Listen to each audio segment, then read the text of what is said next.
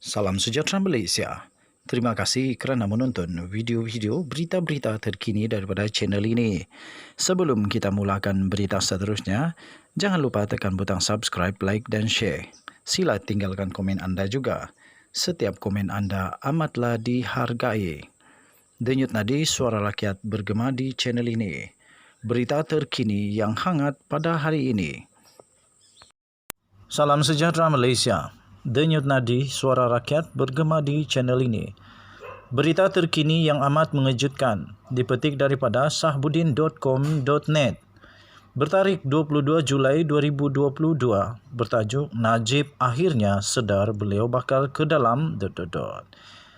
Berita penuh di bawah ini adalah reaksi Najib Razak sebagai mengulas tulisan daripada Tun Dr. Mahathir Mohamad yang bertajuk Jailing Najib.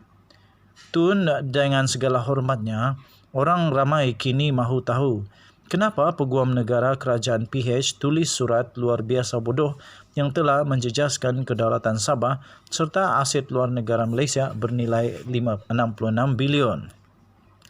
Orang ramai mahu tahu kenapa tiada seorang pun dalam kerajaan PH termasuk PM, Menteri-Menteri PH, Timbalan Menteri PH, Ahli Parlimen PH dan Ketua Menteri Sabah masa itu tidak mengetahui kewujudan surat ini dan kita mahu tahu siapa yang luluskan surat tersebut.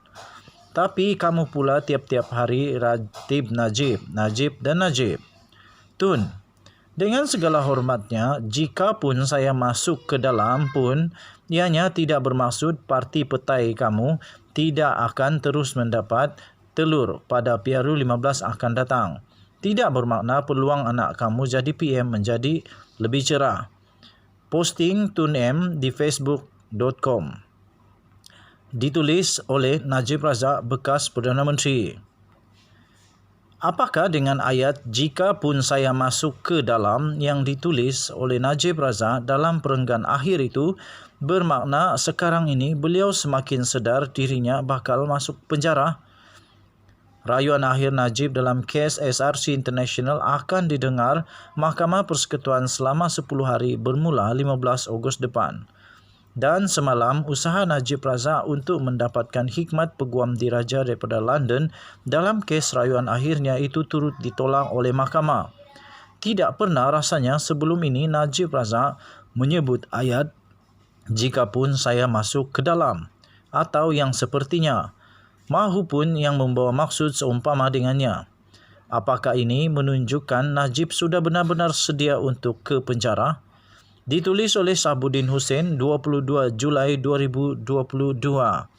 Untuk mendapatkan berita yang lengkap, sila layari sahbudin.com.net bertarikh 22 Julai 2022 dengan tajuk Najib akhirnya sedar beliau bakal ke dalam. Sekian berita, salam sejahtera Malaysia. Malaysia kita punya, cintai Malaysiaku, kita jaga kita.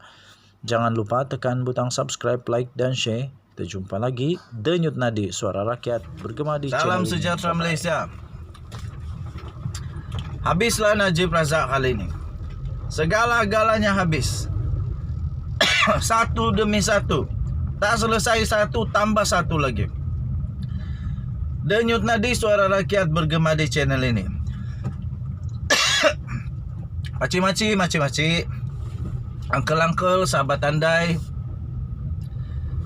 yang dimanapun kamu berada, tinggal dimanapun sekali di dunia ini,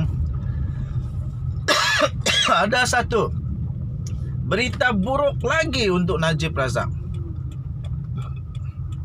Kemarin berita buruk untuk Najib Razak, seburuk-buruk-buruk, itulah paling buruk, yaitu permohonan QC Najib Razak ditolak Mahkamah Tinggi Kuala Lumpur. Ditolak sebulat suara. Itu kemarin hari. Satu lagi sekarang ini saya nak beritahu. Satu lagi berita yang memang buruk, teramat buruk untuk Najib Razak, yang boleh menyebabkan dia akan masuk penjara berpuluh-puluh tahun. Dia akan masuk penjara berpuluh-puluh tahun, makan pri, tinggal di tempat free, tak payah bayar air, tak payah bayar bil elektrik, tak payah bayar estro, tak payah. Free. Tuan-tuan dan puan-puan yang dihormati sekalian, Najib Razak bersama peguam belanya memohon, merayu supaya kes bicara Najib Razak dibatal. Kes bicara SRC dibatal atau dibuat semula, kerana menurut pasukan peguam Najib Razak dan Najib Razak sendiri berpendapat bahawa Hakim Nazlan ada konflik dalam membuat keputusan. Kerana apa? Katanya ada kaitan dengan kes tersebut, ada kaitan dengan syarikat yang ada kaitan dengan 1MDB. Tapi tuan-tuan dan puan-puan, berita baru diterima. DPP berkata kenyataan Hakim Nazlan dengan SPRM tiada kaitan dengan kes SRC. Halawi, apa kaitan? Samalah juga dulu ketika Najib Razak mau memasukkan bukti baru tentang si apa itu, siapa sudah Gubernur Malaysia, Bank Negara Malaysia dulu, Zeti Akhtar Aziz. Aduh, lupa lah pula. Dia mau masukkan bukti untuk supaya dapat ditangguhkan lagi perbicaraan kes SRC. Las tiada kena mengena pun kes SRC dengan 1MDB. Jadi bukti tidak diterima, ditolak. Besoknya Najib Razak tetap dikenakan penjara 12 tahun 210 juta oleh Mahkamah Rayuan. Bukan itu sahaja, Hakim Mahkamah Rayuan malahan tetap menetapkan bahawa, memberi kenyataan bahawa Najib Razak tidak menggunakan wang itu untuk kepentingan negara, tetapi memalukan negara, national embarrassment. Minta maaf lah kalau aku punya bahasa pelik sikit, bahasa Inggrisnya pelik. Jadi DPP berkata kenyataan Hakim Nazlan dengan SPRM tiada kaitan dengan kes SRC.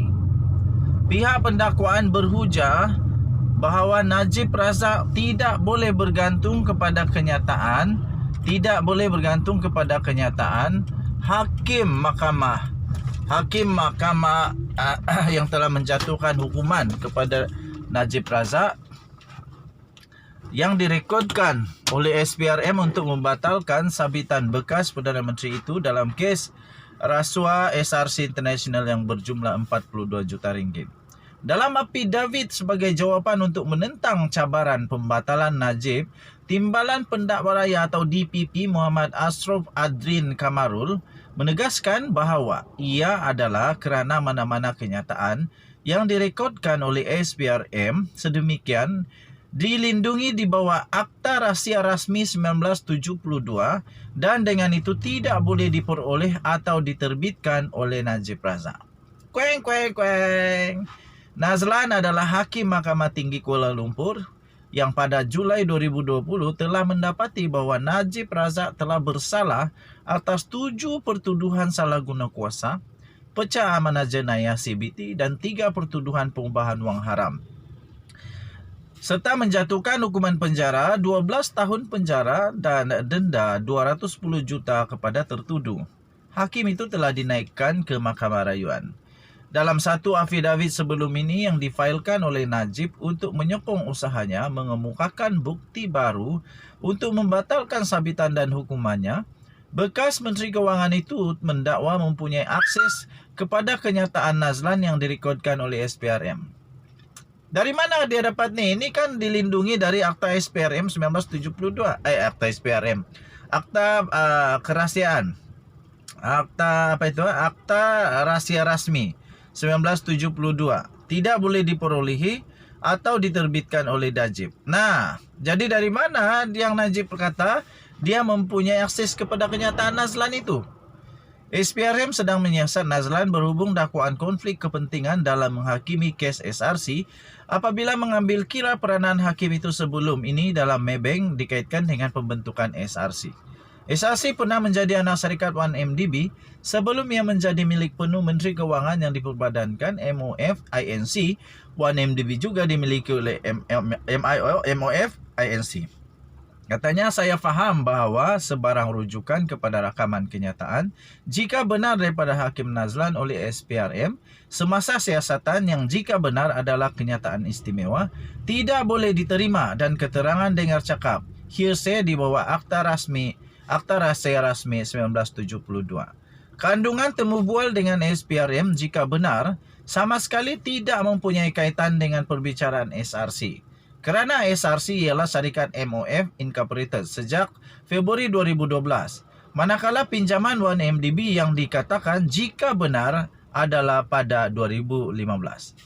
Temu bual yang tidak relevan tidak boleh diterima dan dilindungi oleh Akta. Rahasia rasmi ini diterbitkan secara haram dan berniat jahat jika benar untuk mengalihkan sabitan bersalah terhadap permohon iaitu Najib oleh Hakim Nazlan.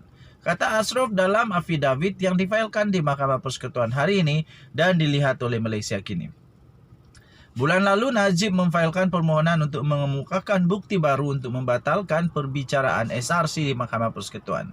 Kemudian pada 29 Jun, pihak pendakwaan memfailkan afidavitnya sebagai bantahan terhadap cabaran pembatalan itu dengan alasan bahawa peranan Nazlan sebelum ini sebagai peguam am dalam Maybank tidak mempunyai kaitan dengan kes 42 juta dana SRC yang didakwa masuk ke dalam akaun Najib. Mahkamah Persekutuan menetapkan 10 hari bulan depan iaitu bulan Ogos untuk mendengar rayuan terakhir Najib untuk membatalkan keputusan bersalahnya atas 7 pertuduhan salah guna kuasa, pecah amanah jenayah dan pengubahan wang haram serta hukuman penjara 12 tahun dan denda 210 juta. Pada 8 Disember tahun lepas, Mahkamah Rayuan menolak rayuan Najib Razak untuk membatalkan keputusan Mahkamah Tinggi. Mahkamah membenarkan permohonan Najib untuk penangguhan pelaksanaan hukuman sementara menunggu penyelesaian rayuan. Sekian berita. Kita jumpa lagi. Denyut Nadi, suara rakyat bergema di channel ini. Jangan lupa tekan butang subscribe, like dan share. Kamu komen banyak-banyak. Kita jumpa lagi. Bye-bye.